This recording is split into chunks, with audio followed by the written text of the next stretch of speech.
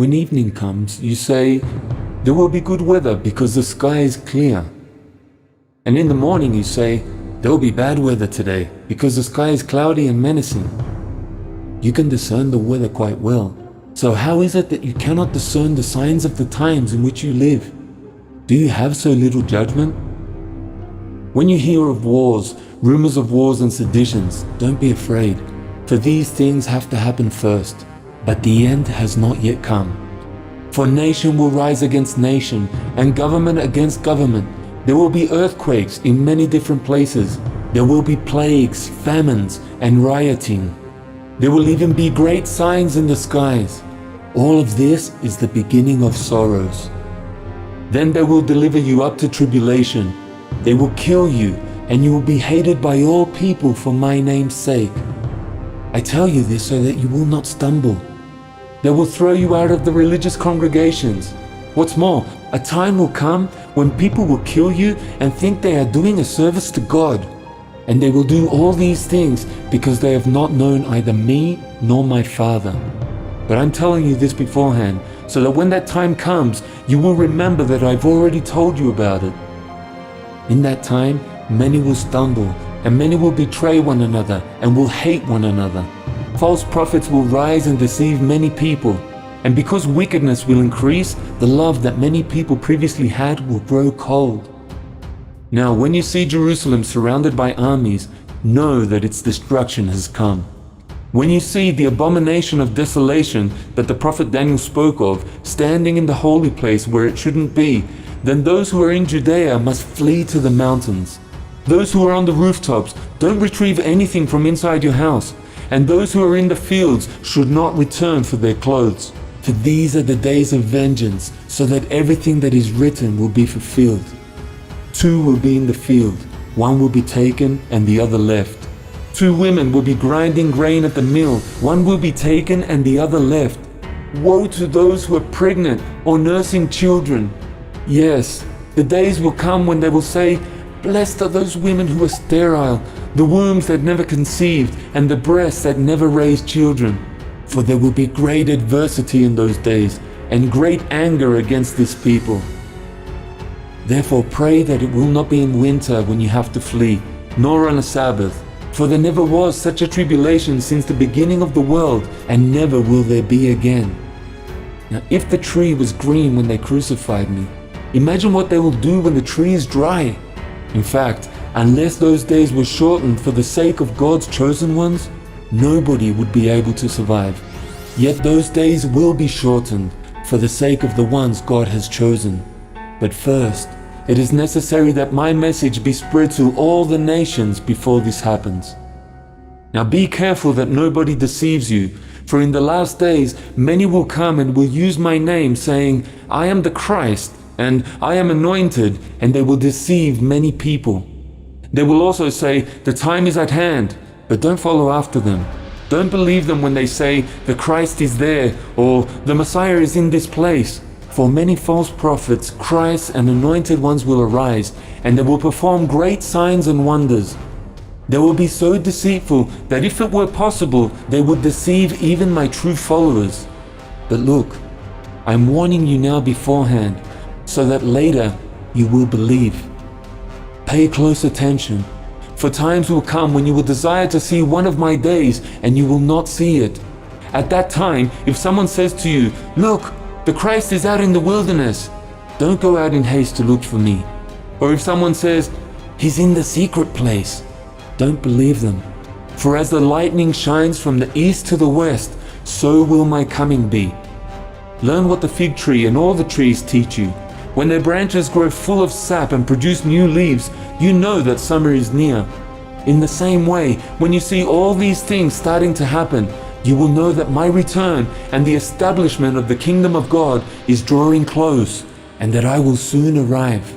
So when these things start to take place, pick yourselves up and lift up your heads, for your redemption is very near. I tell you the truth, this generation will not pass away until all these things have been fulfilled. Heaven and earth will pass away, but my words will not. Now after the great tribulation, great and fearful signs will appear in the heavens. There will be signs in the sun, in the moon, and in the stars. Yes, the sun will be darkened, and the moon will no longer give light. On the earth there will be great anguish and confusion among the people, and a great roaring of the sea and the waves.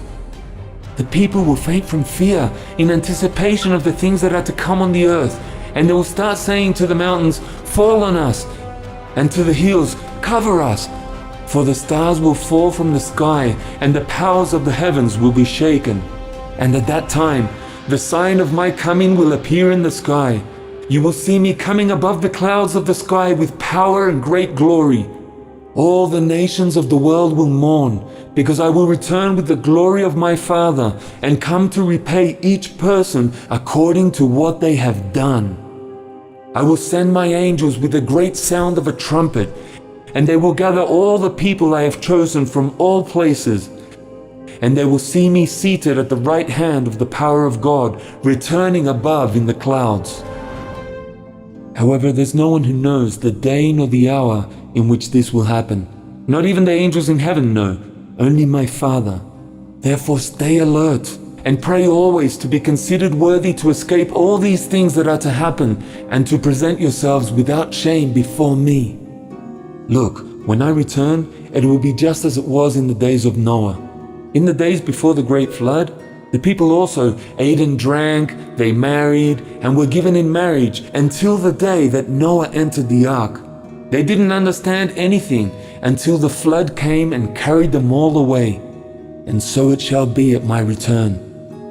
The same thing happened in the days of Lot. The people spent all their time eating and drinking, buying and selling, planting and building. But on the day that Lot left Sodom, fire and sulfur fell from the sky and destroyed them all. And it will be just like that on the day that I manifest myself. Therefore don't let your hearts be full of gluttony, drunkenness, and the cares of this worldly life.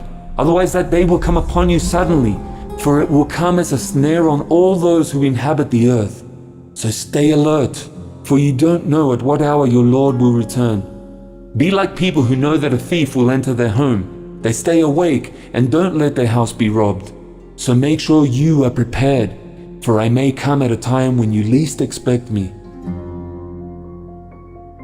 Consider the story of the 10 virgins who took lamps and went out to meet the bridegroom. Among them 5 were wise and 5 were foolish. Now the foolish ones took their lamps, but they didn't bring any extra oil than what they already had, while the wise ones brought extra oil with them. Because the arrival of the bridegroom was delayed, they all fell asleep. Later, at midnight, a shout was heard, "Look, the bridegroom is coming! The moment to receive him has arrived!" The 10 ladies quickly arose and started to prepare their lamps. The foolish ones said to the wise, "Give us a bit of your extra oil, for our lamps have gone out." "We can't give you any," said the wise ones, "for there isn't enough for everyone. Go quickly to those who sell oil and buy some for yourselves." But while they were buying oil, the bridegroom arrived, and the ones that were prepared went with him to the wedding celebrations, and the door was closed. Later the other virgins arrived, and they started to cry out, "Lord, Lord, let us in!" But he replied to them, "I tell you the truth, I don't know who you are." Therefore be like servants that wait for the return of their master after a long journey, so that when the master arrives, you are ready to receive him. Blessed are those servants who the Lord finds eager and awaiting his return, even if it is at midnight or at the rising of the sun. I tell you the truth, he will dress himself for a banquet and will invite those servants to dine with him, and rising from the table, he will serve them as guests of honor.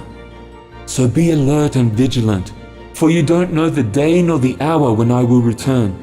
Be prepared and keep your lamps lit, as servants that wait at the door, waiting for the sound of their Lord. Blessed is the servant whose master finds him doing his duty. Whoever stays faithful to the end will be saved. With patience you will protect your souls. Therefore stay awake, for you don't know when your Lord will return. And what I've said to you, I say to everyone, stay awake. Stay awake.